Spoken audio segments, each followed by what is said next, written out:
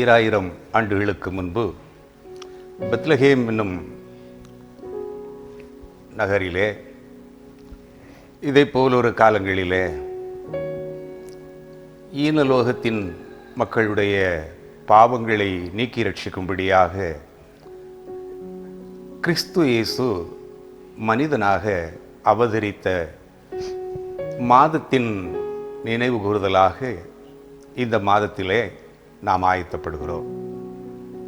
அட்வெந்து நாட்களுக்குள்ளாக பிரவேசித்திருக்கிற நாம் அதிவிரைவிலே கிறிஸ்து பிறப்பின் பண்டிகையை கொண்டாடவிருக்கின்ற இந்த காலங்களிலே, இந்த நாட்களிலே நாங்கள் உங்களை காண்பதிலே மிகுந்த மகிழ்ச்சி அடைகிறோம். கர்த்தர் தாமே உங்களையும் உங்களுடைய குடும்பங்களையும் கண்மணி போல் பாதுகாத்து வந்தார். இனிமேலும் அப்படியே அவர் பாதுகாக்க வல்லவராக இருக்கிறார். அவருடைய 2ஆம் வருகைக்கென்று நாம் ஆயத்தப்பட வேண்டிய இந்த காலங்களிலே ஜெபத்தின் மகிமை என்கிற இந்த நிகழ்ச்சியை மகிமை தொலைக்காட்சி சிறப்பாக நிறைவேற்றி வருகிறதை நாம் அறிந்திருக்கிறோம்.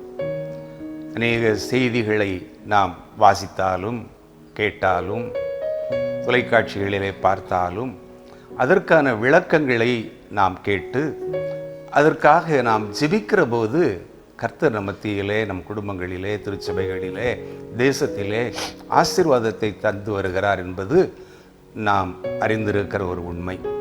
அப்படியே இந்த வாரத்திலும் கடந்த நாட்களிலே நடந்த நிகழ்ச்சியை செய்திகள் வாயிலாக வாசித்து ஜெபிப்போம். கர்த்தர் பெரிய காரியங்களை செய்ய வல்லவராக இருக்கிறார். தொடர்ந்து எங்களோடு இணைந்திருங்கள். முதலாவதாக டிசம்பர் மாதம் 2ஆம் தேதி அட்வெந்து நாளுக்குள்ளே வந்திருக்கோம்ல, இந்த மாதத்தில் அந்த அட்வெந்து நாள் துவக்கத்தில் அந்த டிசம்பர் மாதம் 2ஆம் தேதி மாசு கட்டுப்பாட்டு தினமாக அனுசரிக்கப்பட்ட தேசிய மாசு கட்டுப்பாட்டு தினம். இந்த தேசிய மாசு கட்டுப்பாட்டு தினம் ஏன் டிசம்பர் 2ஆம் தேதி அனுசரிக்கிறார்கள் அப்படின்னா அதுக்கு ஒரு வரலாறு இருக்கு.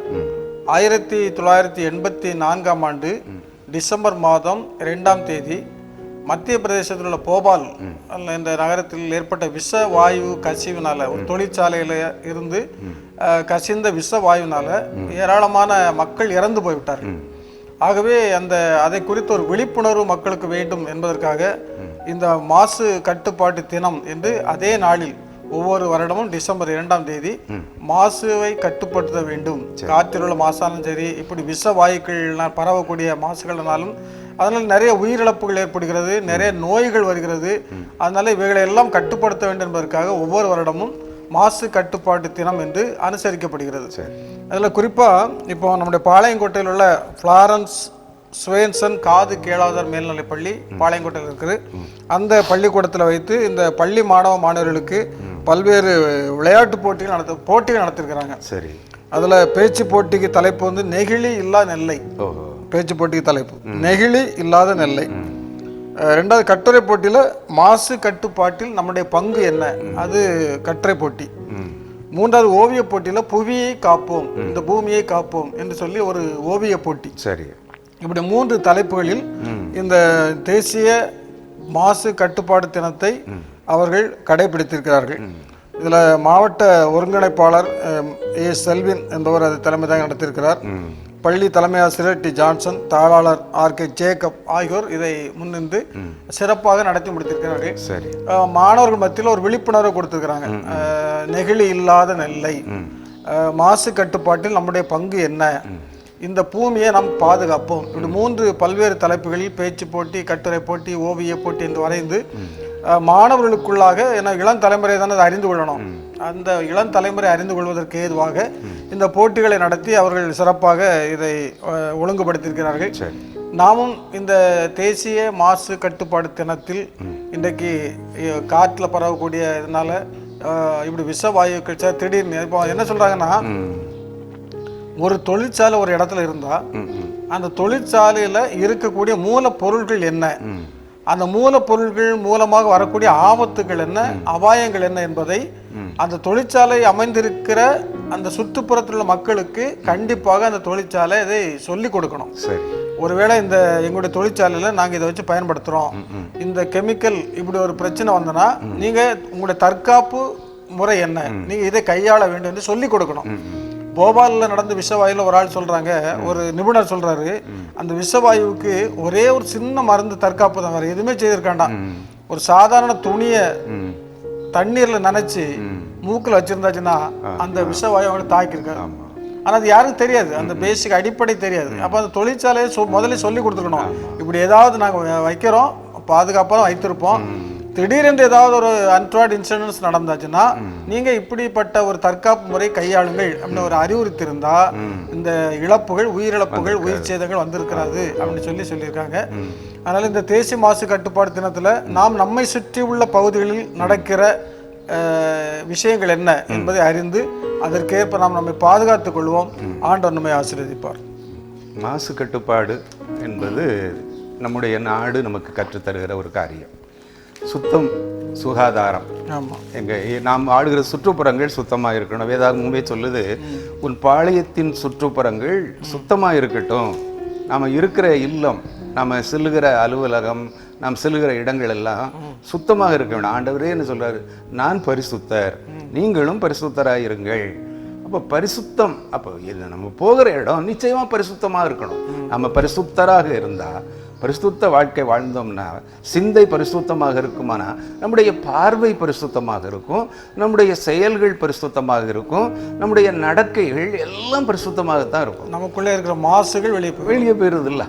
அப்போ ஆண்டவர் நம்மை சுத்தப்படுத்த தான் உள்ள வர்றார். பரிசுத்த ஆவி உங்களிடத்தில் வரும்போது நீங்கள் பலனடைவீர்கள், நீங்கள் சாட்சிகளாக இருப்பீர்கள். அப்போ ஆண்டவர் இந்த உலகத்தில் எதுக்காக வந்தார்? இழந்து போனதை தேடவும் ரட்சிக்கவுமே வந்தார். தேவன் தம்முடைய ஒரே பேரான குமாரனாகிய இயேசு கிறிஸ்துவை ஏன் கொடுத்தாரு? நம்மை ரட்சிப்பதற்காக, நம்மை சுத்திகரிப்பதற்காக, நாம் பரிசுத்தமாய் வாழ வேண்டும் என்பதற்காகத்தான்.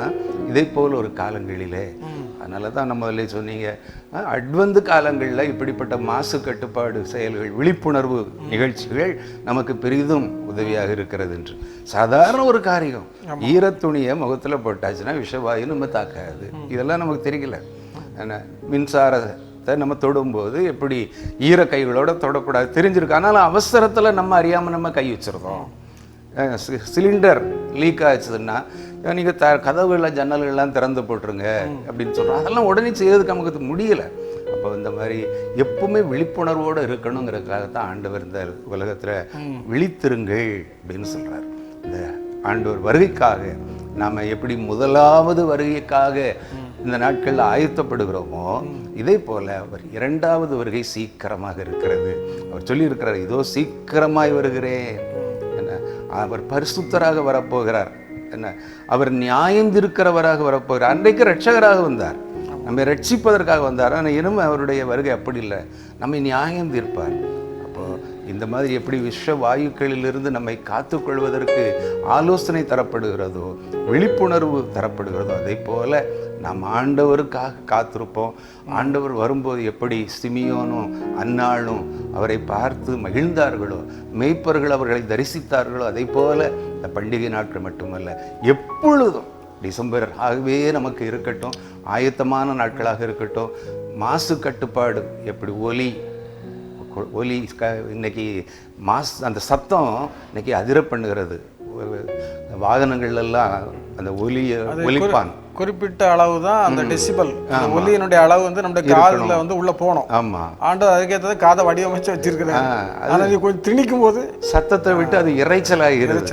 மருத்துவமனைகள் பக்கத்துல எல்லாம் அறிவிப்பு பலகை வச்சிருக்கிறாங்க, பள்ளிக்கூடங்கள் பக்கத்துல வச்சிருக்கிறாங்க. அதே போல எல்லா இடமும் எந்த மாசு கட்டுப்பாடு, காற்று மாசுபடுகிறது, தண்ணீரை மாசுபடுத்துறோம், இதையெல்லாம் நம்ம மாசுபடுத்தாதபடி நம்முடைய சிந்தையில பரிசுத்தமாக இருப்போம். அதற்காகத்தான் ஆண்டவர் வந்தார். அந்த சிந்தையோடு இந்த மாசு கட்டுப்பாடு தினத்தை நாம் ஆசரிப்போம். ஒவ்வொரு வருடமும் டிசம்பர் 2ஆம் நாள் நமக்கு மறக்க முடியாத ஒரு நாளாக, எப்படி 25 மறக்க முடியாத நாளோ அதே போல் 2வது நாளை நாம் நினைப்போம். நாம் போகிற இடங்களை சுத்தமாக வைத்துக் கொள்வோம். கர்த்தர் அதற்கான கிருபைகளை தருவார். ஜெபிப்போமா. எங்களை நேசிக்க நல்ல ஆண்டவரே, இந்த ஜெபத்தின் மகிமை நிகழ்ச்சிக்காக நமக்கு நன்றி செலுத்துகிறோம். இதோ இந்த நாளிலும் தேசிய மாசு கட்டுப்பாடு தினத்திற்காக உடைய சமூகத்தில் வருகிறோம். ஆண்டவர் 1984ஆம் ஆண்டு டிசம்பர் மாதம் 2ஆம் தேதி நடந்த ஒரு கோர விபத்து. ஆண்டவரே, இந்த நாளிலே இறந்து போன அநேக குடும்பங்களுக்காக ஜெபிக்கிறோம். ஆண்டவரே, அந்த குடும்பங்களில் இழந்து வாடுகின்றவர்கள், இன்னும் அங்கஹீனமாக இருக்கின்றவர்கள், உடல் குறைபாடு கூட இன்னும் வாழ்ந்து கொண்டிருக்கிறவர்கள், ஆண்டவரே அவர்களுக்காக நாங்கள் விசேஷமாக ஜெபிக்கிறோம். ஒரு மாசு குறைபாடினால அல்லது அந்த விஷவாயு தாக்கினதுனால ஏற்பட்ட அந்த குறைகளை இன்னும் சரி செய்ய முடியாத நிலையிலே அந்த நகரம் காணப்படுகிறது. அதுபோல் ஆண்டவரே, இந்த நாட்களில் இவைகளெல்லாம் நடந்துவிடக்கூடாது, இப்படிப்பட்ட காரியங்களெல்லாம் இந்த சமுதாயத்தில் இன்னும் வந்துவிடக்கூடாது என்பதற்காக ஒவ்வொரு வருடமும் நடத்தக்கூடிய இந்த விழிப்புணர்வுக்காக நமக்கு நன்றி செலுத்துகிறோம். மாணவர்கள் மத்தியிலே இவற்றை கொண்டு சென்ற அந்த முயற்சிக்காக நன்றி செலுத்துகிறோம். ஆண்டவரை, தொடர்ந்து நாங்களும் இந்த விழிப்புணர்வோடு வாழ்வதற்கு கற்றுத்தாரும். ஆண்டவரே, நான் பரிசுத்தர் ஆகையால் நீங்களும் பரிசுத்தராயிருங்கள் வார்த்தையின்படி நாங்களும் எங்களை இப்படிப்பட்ட மாசுகளிலிருந்து எங்களை பாதுகாத்து நாங்களும் உமக்கு பரிசுத்தமாய் வாழ்ந்து எங்களை நாங்கள் பாதுகாத்து கொள்ள ஆண்டவரை கிருபை தாரும். எங்களுடைய சுற்றுப்புற சூழ்நிலைகளை தூய்மையாக வைத்துக்கொள்ள கிருபை தாரும். எங்களுடைய சுற்றுப்புற சூழ்நிலைகளில் இருக்கிற தொழிற்சாலைகளை குறித்த அறிவு, தொழிற்சாலைகளை குறித்த அந்த சிந்தைகளை நாங்கள் அறிந்து அதற்கேற்றபடி எங்களை பாதுகாத்துக் கொள்வதற்கு ஞானத்தை நாங்கள் பெற்றுக்கொள்ள ஆண்டவர் உதவி செய்வீராக. ஆண்டவர் நாளிலும் இன்னும் உடல் குறைபாடுகளினாலோ அல்லது மற்ற விதமான நோய்களினால் இந்த மாசு கட்டுப்பாட்டினால் சுவாச கோளாறு வருவதாக செய்தித்தாளில் வாசிக்கிறோம். அப்படி இருக்கிற பிள்ளைகளுக்காக விசேஷமாக ஜெபிக்கிறோம். கர்த்தர் ஆசீர்வதிப்பீராக. ஆண்டவரே, எல்லா காரியங்களும் பொறுப்படுத்த வழி நடத்தும். மீட்பர் இயேசுவின் மூலம் ஜெபிக்கிறோம் எங்கள் ஜீவனுள்ள நல்ல பிதாவே. இன்னொன்று, இரண்டாவது தீவிரவாதம். தீவிரவாதத்தினால நிறைய உயிரிழப்புகள். அது மாசு அது ஒரு வியாதி. ரெண்டாவது இந்த தீவிரவாதம், டெரரிசம், இது இன்றைக்கு ஒரு அச்சுறுத்தலாக இருக்கிறது. அதில் இப்போ திருநெல்வேலி மாவட்டத்தில் தீவிரவாத தடுப்பு பிரிவு உருவாக்கி இருக்கிறார்கள்.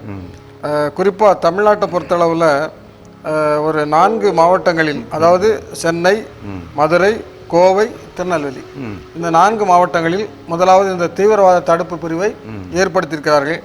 இந்த தீவிரவாத தடுப்பு பிரிவுக்கு ஆந்திரா மற்றும் மகாராஷ்டிராவில் இருந்து அங்குள்ள மாநிலங்களுக்கு தமிழ்நாடு போலீஸாரை அனுப்பி அங்கதான் நிறைய தீவிரவாத செயல்கள், அந்த தீவிரவாத பிரிவுகள் அங்கே நல்ல முறையில் செயல்படுறாங்க. அதனால அவங்களுடைய செயல்பாடு எப்படி இருக்கிறது, தீவிரவாதத்தை எப்படி தடுக்கலாம், எப்படி அவனுடைய தீவிரவாதத்தை முன்கூட்டி அறிந்து கொள்ளலாம், அவருடைய காரியங்கள் எல்லாம் என்ன, இதெல்லாம் நான் எப்படி நம்ம அறிந்து கொண்டு அதற்கேற்பபடி தீவிரவாதத்தை தடுக்கலாம் அப்படிங்கிறதற்காக பயிற்சி கொடுக்க வேண்டும் என்று சொல்லியிருக்கிறார்கள்.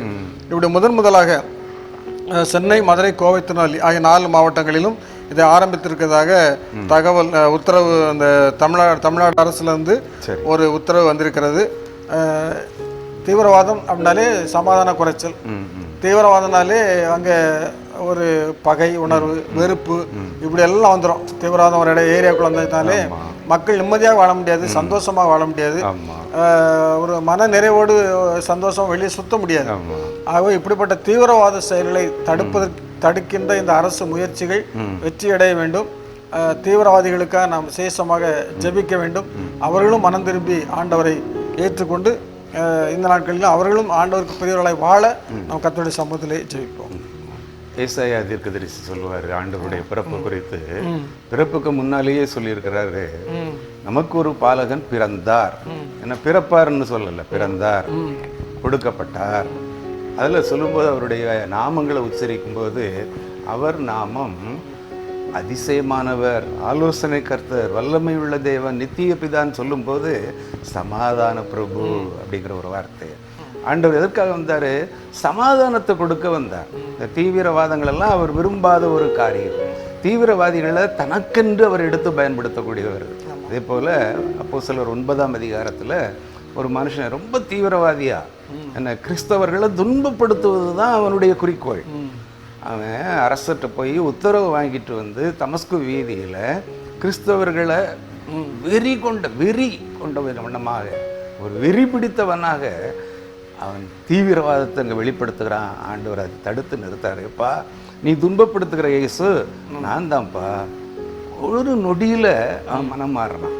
அதே போல் ஆண்டவருடைய சமூகத்தில் தீவிரவாதம் என்பதெல்லாம் ஒன்றுமே இல்லை. நான் அன்றைக்கு மனிதன் பாருங்க, ஒரு பெரிய அமைதி பூங்கான்னு சொல்லக்கூடிய இந்த தமிழ்நாட்டில் 4 மாவட்டங்கள் அது குறிப்பிடப்பட்டிருக்கிறதுனா அதில் திருநெல்வேலி மாவட்டம் ஒன்று என்று சொல்லும்போது மிகவும் வேதனைக்குரிய ஒரு காரியம். இப்படிப்பட்ட தீவிரவாதங்கள்லாம் கிறிஸ்துவுக்குள் வரும்போது, இயேசு வந்த வீட்டிலே சண்டை இல்லையே என்ன.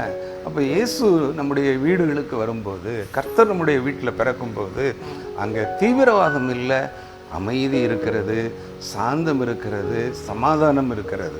அந்த எண்ணத்தோட இந்த மாதத்தை நாம் ஆசரிக்க போகிறோம்.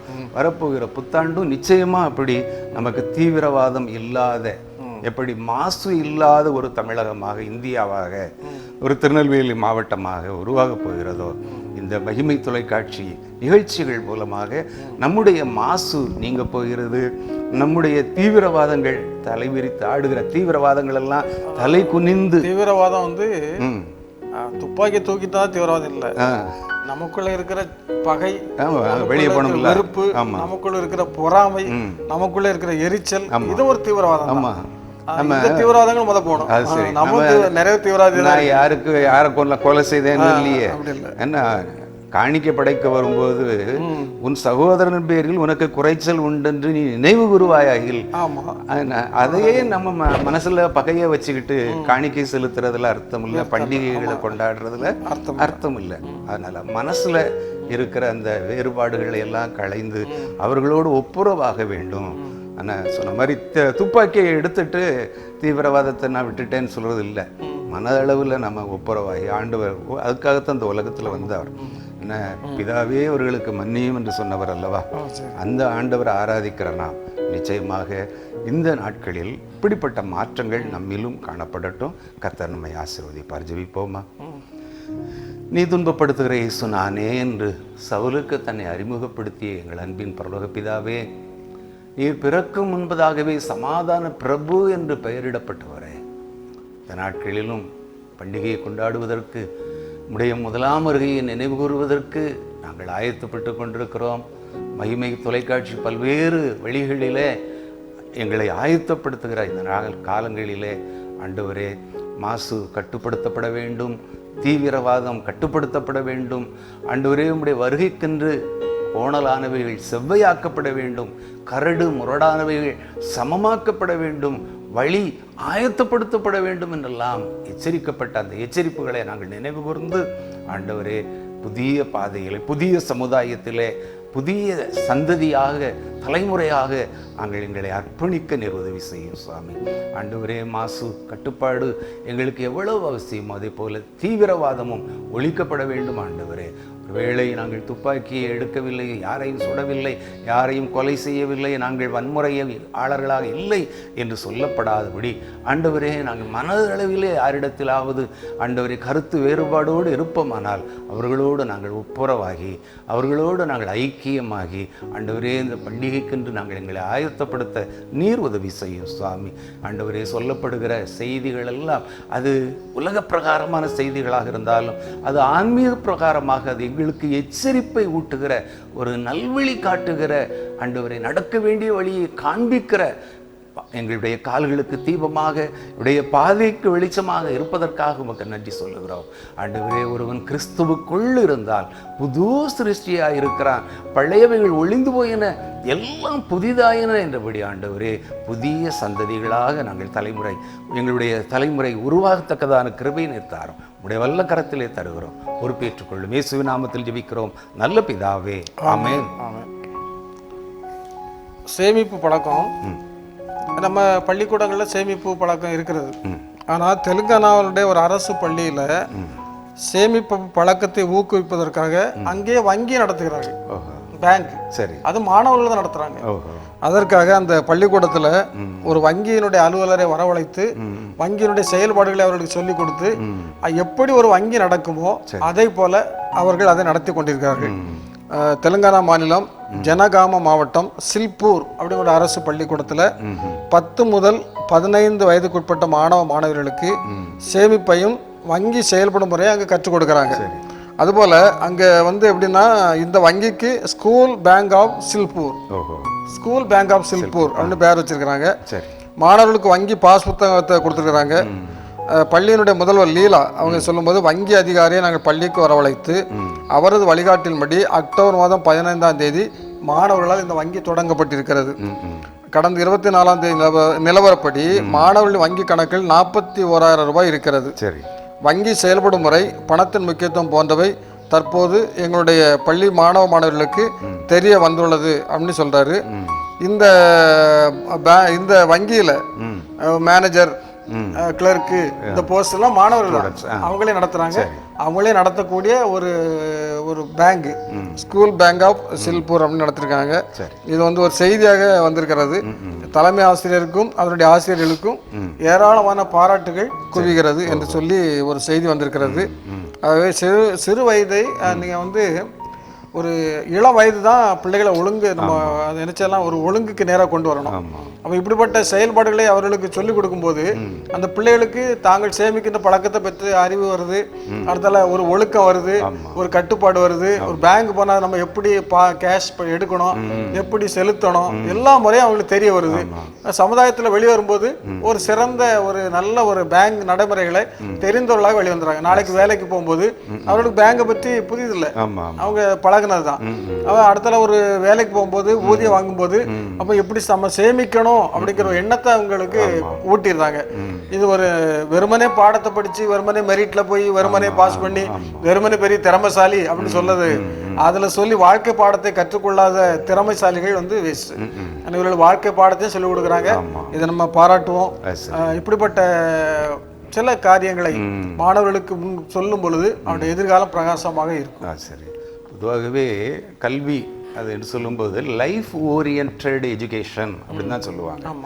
வாழ்க்கையை மையமாக கொண்டதாக இருக்கணும். ஏட்டு சுரைக்காய் கறிக்கு உதவாது அப்படிம்பாங்க.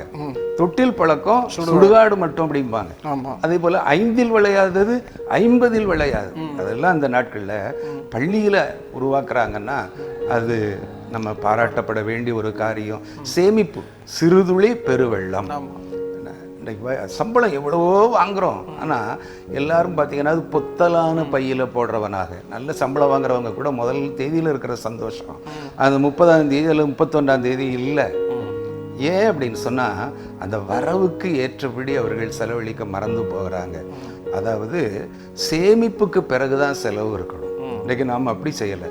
செலவழிச்சிட்டு மீதி வந்தால் சேமிப்போம் அப்படிங்கிறது இருக்குது. முதல்ல சேமிப்புக்கென்று நம்ம எடுத்து வச்சிடணும்.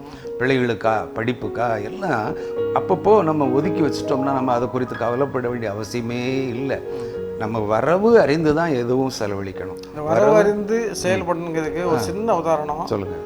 ஒரு திருச்செந்தூரில் நான் ஒரு அலுவலகத்தை பணிபுரியும் போது ஒரு ஒரு ஒரு தோழர் ஒரு ஒரு பேப்பர் போடக்கூடியவர். சரி, அவர் ஒரு நாள் காலையில் வரும்போது அவருக்கு டீ சாப்பிடுங்களான்னு கேட்டான். அவர் சொன்ன பதில் இன்னைக்கு இதை இந்த நீங்கள் சொன்னதுனால சொல்கிறேன். அவர் சொன்னார், சார் நான் இப்போ நீங்கள் டீ வாங்கி தந்துடுவீங்க, நாளைக்கு இதே நேரத்தில் இங்கே வருவேன், அப்போ என்னோட நாக்கு அந்த டீயை கேட்கும், அப்போ என்னோட பைசா இருக்காது, அதனால எனக்கு தேவையில்லை சார் சொல்லி மறுத்துட்டு போயிட்டாங்க. அப்போ நீங்கள் சொல்கிறீங்களா நம்ம கையில் வரவு என்ன இருக்கோ அதுக்கேற்றபடி வாழ்க்கை கொண்டு போகிறார். ஆமாம், வரவு ஏற்றனா செலவு பத்தனா அப்படின்னா என்ன நிலைமை அது? அந்த மாதிரி இல்லாத ஒரு நிலையில வரவறிந்து வாழாதான் வாழ்க்கை, அது எப்படியோ கெட்டு போயிடும். எத்தனையோ விதமான உதாரணங்கள் நம்ம கண் முன்னால நிக்கி. அதிகமா செலவழிச்சுட்டு அதிகமா கடன் வாங்கி ஆடம்பரமான வாழ்க்கை வாழ்ந்துட்டு என்ன இன்னைக்கு கவர்ச்சிகரமான விளம்பரங்களை நம்ம பார்க்குறோம். ஜீரோ, நீங்க வந்து சும்மா வந்து உங்க பொருளை எடுத்துட்டு போங்க, ₹1 தந்துட்டு பெரிய காரை வாங்கிட்டு போங்க அப்படின்னு சொல்றாங்க. ஆசை காட்டி மோசம் பண்ற நிலையில என்ன நம்ம இன்னைக்கு பிறகு அந்த பொருளை வாங்கிட்டு வந்துடுறோம். ஒரு மாதம் ஒரு டியூ கட்டலைன்னா வீட்டு வாசலில் வந்து நின்று அவ்வளவு தெருவும் நம்மளை வேடிக்கை பார்க்க முடியா. ஆன்லைன் ஷாப்பிங் இப்போ செல்ல எடுத்தாலே ஏராளமான திங்ஸ் எல்லாம் போட்டுருது. ஆமாம், எல்லாருக்கும் பேங்க் அக்கௌண்ட் அதில் வச்சிருக்காங்க. டக்கு டக்கு டக்கு டக்குன்னு ஆன்லைனில் வாங்கிட்டு போயிருக்காங்க. ஆமாம், அப்போ அது தேவையில்லாத பொருட்கள். தேவையோடு ஒரு பொருள் வாங்குறது வேற, தேவை இல்லாமல் அவசியம் இல்லாமல் ஒரு கவர்ச்சியினால அந்த பொருள் மீது ஏற்பட்ட ஒரு தாக்கத்தினால் வாங்குறது தான் வரவறிந்து செலவு செய்யாத வாழ்க்கை. ஆமாம், ஏன்னா அதே போல் நம்முடைய ஆத்துமாவை நம்ம கரைப்படுத்திடக்கூடாது. ஆண்டவருக்கென்று நம்ம இப்போவே ஆயத்தப்படுத்தணும். எப்படி நம்ம ஊதியத்தை சேமித்து நம்முடைய வாழ்க்கையை ஆசீர்வாதமாக மாற்றிக்கொள்ளலாமோ அதே போல் ஆண்டவருக்கென்று நம்ம ஆயத்தப்படுத்திட்டோம்னா ஒரு பரிசுத்தமான ஒரு வாழ்க்கை வாழ்ந்துட்டோம்னா ஒவ்வொரு நிகழ்ச்சியுமே ஒன்றோடு ஒன்று தொடர்புடைய நிகழ்ச்சியாகவே இன்றைக்கி ஆண்டவர் நமக்கு தந்திருக்கிறார். என்ன மாசுவை கட்டுப்படுத்து, தீவிரவாதத்தை கட்டுப்படுத்து, செலவை கட்டுப்படுத்து, உன்னுடைய வாழ்க்கை ஆசீர்வாதமாக இருக்கும். ஆண்டவர் எப்பவுமே நம்முடைய அப்பத்தையும் தண்ணீரையும் ஆசீர்வதித்து தருகிறவர் தான். அவருடைய கரத்தில் கொடுத்தாங்க 5 அப்பமும் 2 மீன் தான் கொடுத்தாங்க. ஆனால் எத்தனை பேர் சாப்பிட்டாங்க? அது எவ்வளவு மீதி இருந்தது? அதுபோல் நம்முடைய வரவு வாங்குகிற ஊதியத்தை ஆண்டவருடைய கரத்தில் கொடுத்து அதை நம்ம உதாரணமாக ஆண்டவர் அந்த 5:2 அந்த அந்த அதில் சொல்லும்போது கடைசியில் சொல்லுவார்ல, எதுவுமே வீணாக்காம அதை சேமித்து சிந்தாம மீதியான துணிக்கைகளை சேர்த்து கொள்ளலாம். அதனால நம்ம ஆசைப்பட்டு இன்னைக்கு சில வேளைகளில் நம்ம ஃபெஸ்டிவல் அட்வான்ஸ் அரசு ஊழியர்களுக்கு கொடுக்கப்படுறாங்க, அதை கூட வாங்கிட்டு அப்புறம் மாதம் பிடிக்கும்போது அவங்களுக்கு கஷ்டமாக இருக்கு, வாங்கும்போது நல்லா இருக்கு, கொடுக்கும்போது பிடித்தும் செய்துட்டாங்கன்னா நமக்கு கஷ்டமாக இருக்குது. அந்த அளவுக்கு இல்லாதபடி சேமிப்புக்கென்று நம்ம நிச்சயமாக ஒரு தொகையை சேமிக்கணும். அது நம்முடைய நாளைய தலைமுறை எப்படி இருக்கும்னு தெரியாது. என்ன அநீதியான உலக பொருட்களை கொண்டு நம்ம சிநேகிதரை சம்பாதிக்கணும். ஆண்டவருக்காக ஆயத்தப்படுவோம். இந்த நாட்களில் குறிப்பாக பண்டிகைக்காக நம்ம ஒருவேளை ஆயத்தப்பட்டு கொண்டிருக்கிறோம். பல விதமான பொருட்கள், குறிப்பாக ஆடைகள் வாங்குவதற்கு ஆயத்தப்படுறோம். இதே நேரத்தில் ஒரு ஏழைக்கு முதல்ல ஒரு துணியை எடுத்து வச்சிட்டோம்னா, முதலாவது தேவனுடைய ராஜ்யத்தையும் அவருடைய நீதியையும் தேடுங்கள், அப்பொழுது உங்களுக்கு எல்லாம் கூட கொடுக்கப்படும். நம்முடைய யாருக்கோ ஒருவருக்கு, நம்முடைய சொந்த குடும்பத்தில் தாய் தகப்பனுக்கு கூட நம்ம சில நேரத்தில் ஆடை வாங்கி கொடுக்காமல் இருப்போம், அதில் உடன் பிறந்த சகோதர சகோதரிக்கு ஆடை வாங்கி கொடுக்காமல் இருப்போம். அவங்கள ஆடை வாங்க முடியாத சூழ்நிலையில் இருப்பாங்க. அவங்களுக்கு ஒன்று வாங்கி கொடுத்துட்டோம், அவங்களுக்கு இருக்கிற சந்தோஷம், எப்பா என் பையன் எடுத்து தந்தான், என் மகன் எடுத்து தந்தா, அல்லது என்னுடைய தம்பி என்னுடைய தங்கை எடுத்து தந்தான்னு சொல்லும்போது அவங்களுக்கு உள்ளத்தில் வர்றது அந்த ஆனந்தம், அது பெரிய ஆனந்தம். அதுதான் சேமிப்பு. அநீதியான உலகப் பொருட்களால் உங்கள் பொக்கிஷத்தை பரலோகத்தை சேர்த்து வையுங்கள். அப்போ இந்த மாதிரி சேமிப்பு பழக்கம் சின்ன வழக்கத்தில் வயதிலேயே உருவாக வேண்டும். வீணான ஒரு செலவு வராதபடி நம்முடைய குடும்பத்தை ஆண்டவர் இந்த ஆண்டிலிருந்து, இந்த மாதத்திலிருந்து வரக்கூடிய புதிய ஆண்டிலே நம்மை காத்துக்கொள்ள அவர் நல்லவராக இருக்கிறார். தொடர்ந்து ஜெபிப்போம். கர்த்தர் நமக்கு நன்மையான காரியங்களை தருவார். எங்களை நேசிக்கும் நல்ல ஆண்டவரே, இந்த ஜெபத்தின் மகிமை நிகழ்ச்சிக்காக நன்றி செலுத்துகிறோம். இந்த நாளிலும் ஆண்டவரே, ஒரு தெலுங்கானா மாநிலத்திலே பிள்ளைகள் வங்கி நடத்தி தங்களுடைய கையில் இருக்கின்ற பணத்தை சேமிக்கின்ற பழக்கத்தை அவர்கள் பெற்று கொண்டிருக்கிறார்கள், அதை கற்றுக்கொண்டு இருக்கிறார்கள் என்று நாங்கள் வாசித்தோம். அதுபோல் இந்த நாட்களில் நாங்களும் சேமிக்கின்ற ஒரு பழக்கத்தை நாங்கள் கற்றுக்கொள்ள ஆண்டவர் உதவி செய்வீராக. இந்த நாளிலும் ஆண்டவரே, நாங்கள் பிறருக்கு இந்த கிறிஸ்துமஸ் காலங்களிலே பிறருக்கு உதவுவதற்கு, எங்களுடைய சேமிப்பிலிருந்து நாங்கள் அவர்களுக்கு உதவுவதற்கு ஆண்டவரை நீ கிருபை பாராட்ட வேண்டும் என்று ஜெபிக்கிறோம். உங்களுடைய வருகைக்கென்று ஆண்டவர் முதலாம் வருகை பண்டிகையை நாங்கள் கொண்டாடுவதற்கு ஆயத்தமாகி கொண்டிருக்கிறோம். ஆண்டவர் எங்கள் ஆயத்தமாக இருக்கிற நாளிலே ஆண்டவர் முதலாவது ஆண்டவருடைய ராஜ்யத்தை தேடுங்கள் என்ற வார்த்தையின்படி நாங்கள் முதலாவது ஆண்டவரை ஏழைகளுக்கும் எளியவர்களுக்கும் உதவி செய்து ஆண்டவரை இந்த பண்டிகையை சந்தோஷமாக கொண்டாடுவதற்கு ஆண்டவரை நீர் எங்களை தகுதிப்படுத்த வேண்டும் என்று ஜெபிக்கிறோம். மீட்பர் இயேசுவின் ஜெபிக்கிறோம் நல்ல பிதாவே, ஆமென். கிறிஸ்துவுக்குள் மிகவும் பிரியமானவர்களே, இந்த நாளிலும் இந்த ஜெபத்தின் மகிமை என்ற நிகழ்ச்சியிலே ஒரு சில செய்திகளுக்காக நாம் ஜெபித்தோம். மாசுவை கட்டுப்படுத்த வேண்டும், தீவிரவாதம் இல்லாமல் இருக்க வேண்டும், நம்முடைய செலவுகளை கட்டுப்படுத்த வேண்டும். இப்படி ஒரு ஒழுக்கங்களை நாம் கற்றுக்கொண்டிருக்கிறோம். தொடர்ந்து அதை நம்முடைய வாழ்க்கையிலும் கடைபிடிப்போம். தொடர்ந்து வருகின்ற நாட்களில் இந்த ஜெபத்தின் மகிமை நிகழ்ச்சியை நீங்கள் பாருங்கள். ஒவ்வொரு வாரமும் ஞாயிற்றுக்கிழமை 1:30 மணிக்கு இந்த நிகழ்ச்சி ஒளிபரப்பாகும். அனைவரும் கண்டுகளியுங்கள், குடும்பத்தோடு கண்டுகளியுங்கள், நீங்கள் ஜெபியுங்கள். கர்த்தர் உங்களை ஆசீர்வதிப்பார். நன்றி, வணக்கம்.